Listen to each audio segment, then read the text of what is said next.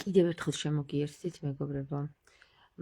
მადლობა მინდა მოუხადო უფალს აი ამისთვის, რომ როგორც იქნა გამოდის მზის სინათლეზე ეს საკითხი.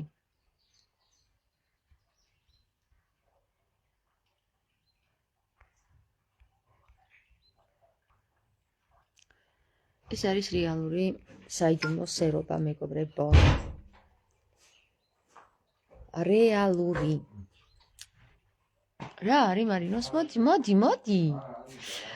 ესე იგი, ეს არის ის საკითხი, რომელსაც დღემდე არ აჟღერებდა კაცობრიობა, არ იღებდა კაცობრიობა და არა ქალობრიობა. ხედავთ, როგორ დასეულნი არიან მას მოწაფეები, რომლებიც აი ამ ურთიერთობას ესე უყურებენ. აუცილებლად ნახეთ ეს ფილმი, მეგობრებო. აუცილებლად ნახეთ ეს ფილმი. ძალიან ბევრს მოგცემთ. მარია მაგდალენა, აი ეს ფილმი აუცილებლად უნდა ნახოთ. და შემდეგ მიხვდებით თუ რა როლი აქვს მარია მაგდალენას კაცობრიობის ისტორიაში, ასევე იესო ქრისტეს ცხოვრებაში. აუცილებლად ნახეთ, ეხლა მე გავთიშავ ამას და მოგიყვებით ერთ ამბავს.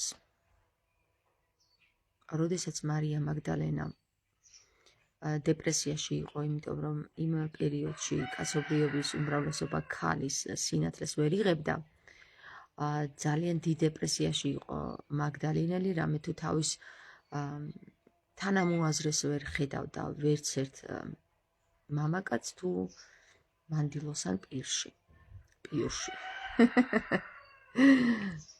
ხო, ვერ ხედავდა პირი აქ ისევ და ისევ პირთან მივდივართ, ეს არის მეხუთე ენერგეტიკული ველი, საიდანაც გამოდის სული წმინდის სიტყვა, თავდაპირველი სიტყვა და ამ თავისა და პირველში, სადაც აუცილებელი იყო განვითარება და რომელსაც მაგდალინელი ვეღარ ახორციელებდა მის გარემოში, სწორედ მაშინ გამოჩნდა ქრისტე, რომელიც მივიდა პირველად მაგდალინელთან და მისით დაიწყო შემდეგ დანარჩენი მოწაფეების მოგროვება, შეგროვება და აკიდება.